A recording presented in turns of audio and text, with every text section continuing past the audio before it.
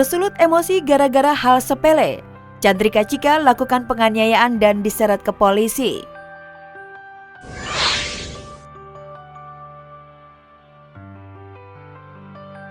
Chandrika Chika sepertinya tak kapok berurusan dengan polisi.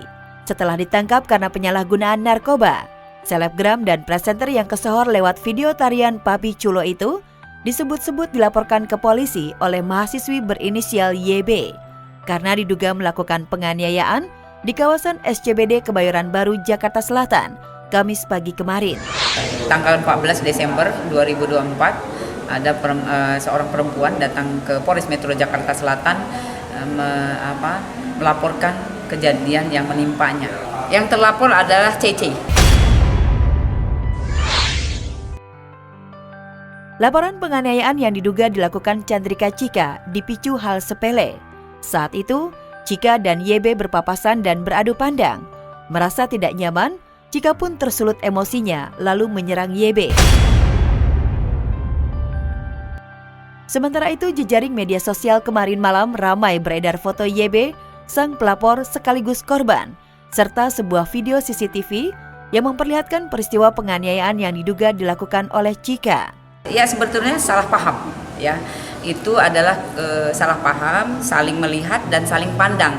Kemudian setelah itu perempuan tersebut tidak menerima dipandangi atau dilihat oleh seseorang, yaitu korban. Lanjut terjadilah perlakuan yang tidak baik. Apa itu Andi? Ya, perlakuan tidak baik fisik, ya. Dia menyerang korban dengan tangan kosong. Jam 4.30 kurang lebih, ya. Kita dalami, sudah dipisum. Untuk sementara ini sudah dipisum. Pisumnya belum keluar. Tersulutnya emosi Chandrika Chika hingga melakukan penganiayaan terhadap YB pada Kamis dini hari menuai spekulasi dari warganet. Ada yang menduga saat itu sang selebgram dan presenter berusia 21 tahun habis pulang dugem di tempat hiburan malam dan dalam pengaruh minuman keras.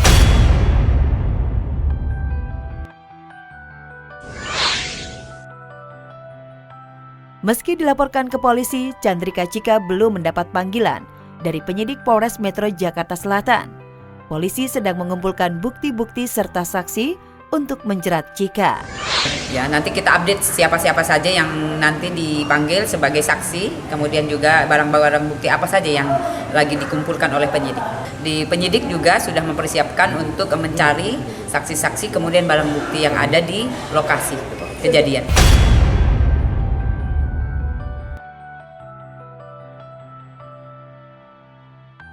Dicekam ketakutan akibat kasus penipuan berlian, Reza Artamevia mengadu ke DPR. Buntut kasus dugaan penipuan berlian, penyanyi Reza Artamevia didampingi pengacaranya Ratna Dewi mengadu dan mencari perlindungan ke DPR RI.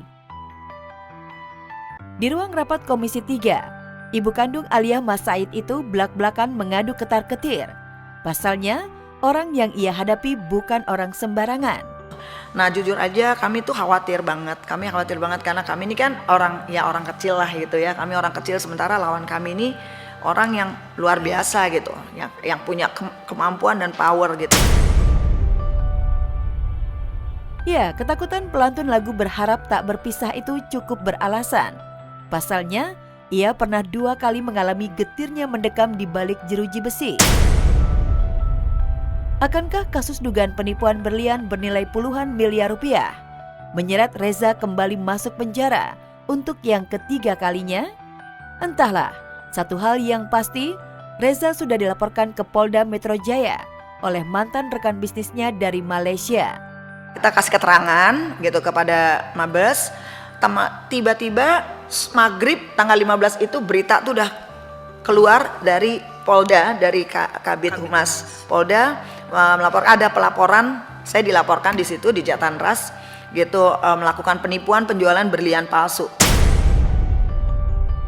Saya merasa bahwa ini kok kayaknya timpang banget ya. Timpang banget ini kok, jadi kebenaran kita kok jadinya tidak dilihat gitu loh. Saya khawatir tidak dilihat, tapi tetap saya menganggap harusnya kepolisian ini bisa bersikap objektif dan profesional. Sampai saat ini, kasus berlian palsu yang ditudingkan ke Reza Artamevia masih bergulir panas di Bareskrim Polri. Lantas benarkah melihat sang mama mertua terbelit kasus dugaan penipuan berlian dan terancam hat-trick masuk bui? Thorik Halilintar tak tinggal diam dan siap sekuat tenaga mengembalikan uang 18,5 miliar yang sudah dipakai Reza Artamevia. Kita ini berat gitu ya, kita berat. Saya nggak mau banyak bicara karena kita kan harus menggunakan azas praduga tak bersalah gitu kan. Karena kami juga sangat menjaga hubungan baik dengan beliau berdua gitu. Kita juga masih berprasangka baik gitu, supaya kita menelusuri bagaimana berlian-berlian kita yang asli ini kok bisa jadi berubah tidak asli gitu loh. Nah itu dan satu hal lagi di sini, saya tidak mungkin lah, insya Allah gitu ya, demi Allah demi Rasulullah, ini menggunakan nama baik saya gitu.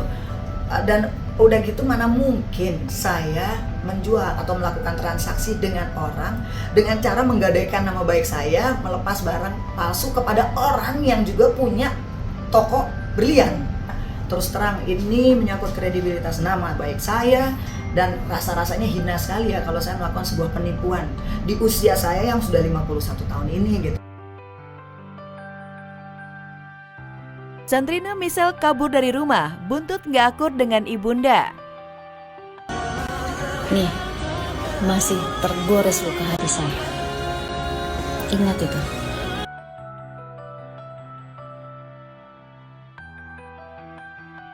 Konflik ibu dan anak antara Sandrina dan ibundanya Purwanti benar-benar sedang di ujung pertikaian membara. Untuk kesekian kalinya Sandrina kembali kabur dari rumah. Bahkan melalui media sosialnya, ibunda Sandrina menumpahkan semua amarahnya pada anaknya sendiri. Ia mengungkit jeripayahnya, lalu meminta agar anaknya itu tak menginjakan kaki ke rumah.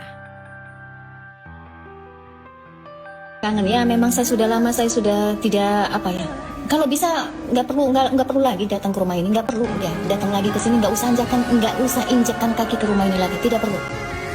Bila perlu jangan pernah injakan kaki ke rumah ini lagi, karena itu udah pilihannya dia, itu yang terbaik buat dia. Semua bermula dari Sandrina tak menggubris nasihatnya sejak berpacaran dengan kekasihnya Robert Junior yang usianya terpaut 7 tahun.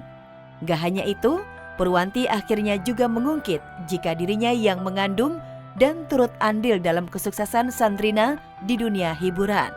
Gak perlu kamu mengingat wajah seorang ibu yang pernah mengandung kamu, yang pernah membesarkan kamu, yang pernah di lokasi 24 jam ngerawatin kamu, yang pernah nyuapin kamu, yang pernah jagain kamu.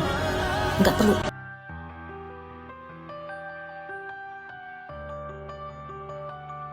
Reaksi Sandrina justru tak terduga, karena di saat bersamaan sang ibunda justru merestui hubungan Aliando Syarif dan adiknya Rizal. Padahal mereka terpaut 13 tahun dan kelewat mesra. Mirisnya, tidak hanya merestui, bahkan menyambut Aliando kala masak-masak berdua dengan Rizal di rumah. Percobaan ya, kita cobain masak-masakan hari ini. Enak. Enak ya? Oke. Enak. Meski sempat bikin heboh, nampak Aliando dan Rizal cuek dengan komentar netizen terhadap jarak usia mereka. Kini justru Aliando makin menunjukkan sikap seriusnya pada Rizal dan jadi makin bucin. Ya saya suka bilangin sama dia, kalian harus nge-gym bareng Chef. Apa nikah ntar anaknya lucu, ya, ntar gue les pelawak ntar. Ntar ada anaknya ada Arab, Ada bule. Pengakuan seorang ibu yang turut berjasa mungkin benar adanya. Namun menelusuri dalam sebuah podcast baru-baru ini, terungkap Sandrina kehilangan masa kecilnya setelah ia sibuk dengan aktivitasnya di dunia sinetron.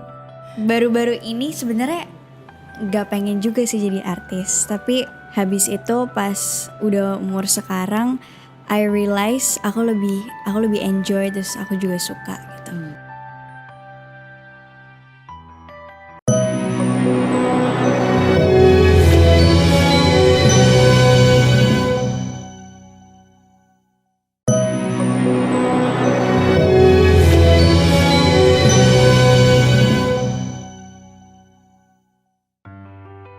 miliaran, Ricis nggak gengsi belanja di pasar murah.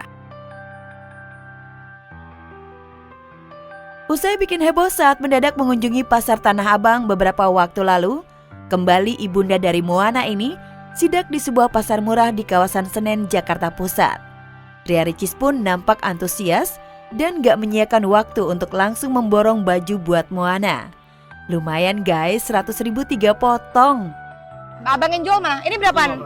35 aja kan. Oh, ih lucu ya. 3 potong. Yang untuk 1 tahun nggak ada nggak kak?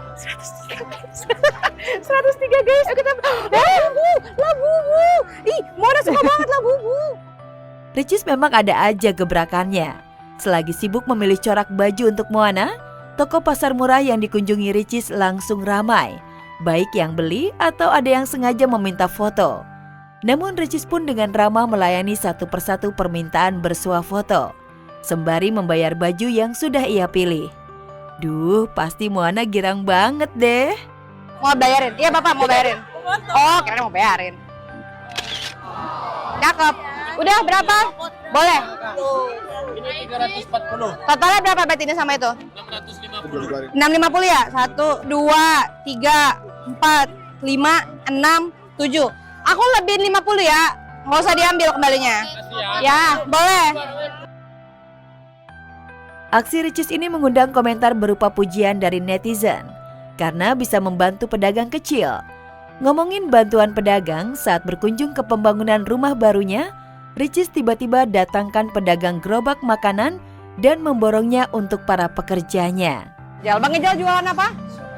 Siomay Batagor, siap. Udah kita booking 1 gerobak full untuk hari ini. Kita sekarang udah borong semua jajanan untuk mendukung pedagang-pedagang. Ini rencananya kita beli mau untuk tukang-tukang aku yang ada ngerjain di rumah Cilandak. Bu, pindahin Bu. Nah ini dia nih. Gue tunjukin rumah belum jadi, belum siap huni.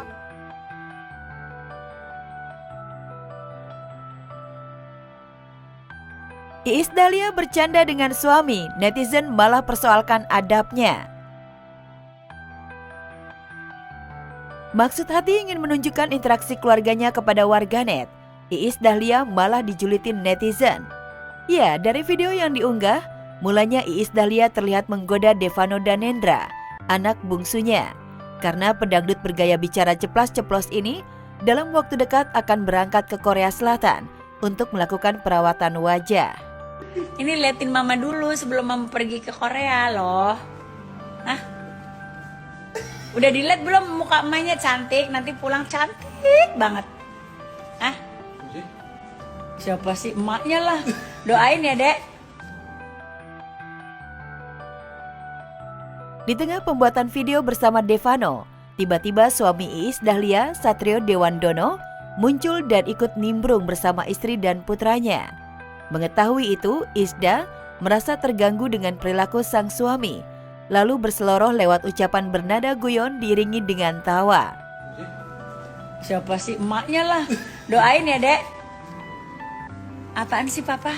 Papa nih kepo deh hidupnya sama mamanya. Ini nanti Papa, dia mukanya najis banget nih. Gue gak demen sama lu, Pak. Bye.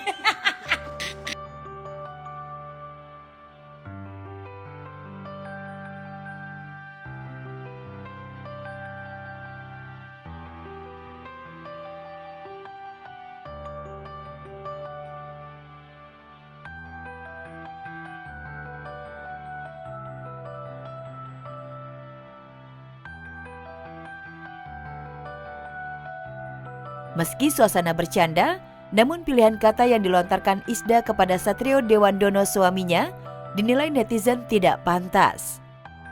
Interaksi dan ucapan Iis Dahlia beserta keluarga sering kali mendapat sorotan netizen.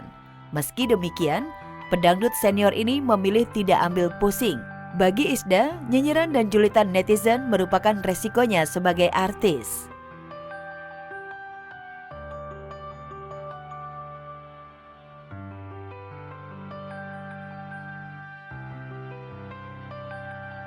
Andin dan Karen sengit, rebut juara KDI 2024.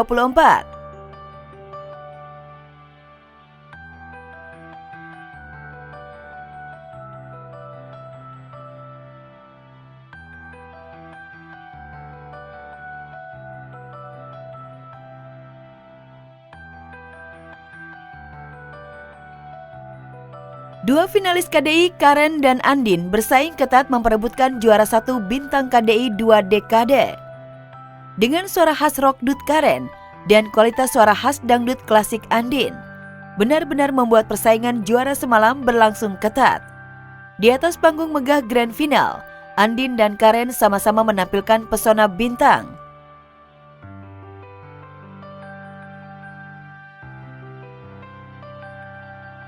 Aroma persaingan dua finalis KDI makin malam makin panas. Dua finalis KDI beda pulau itu tampil memukau membawakan lagu andalan masing-masing hingga membuat juri bintang standing applause.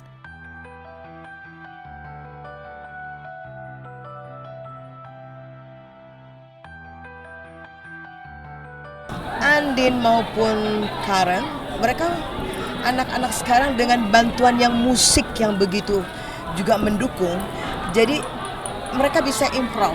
Nah, dan saya lihat improvisasi mereka cukup manis.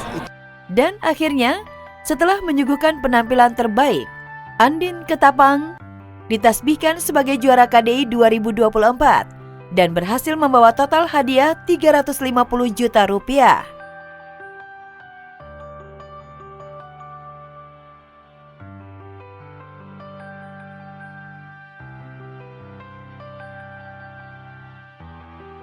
Tuh niatnya setelah ini pengen pulang dulu ke kampung, mau ucapkan terima kasih kepada semua pendukung-pendukung Andin.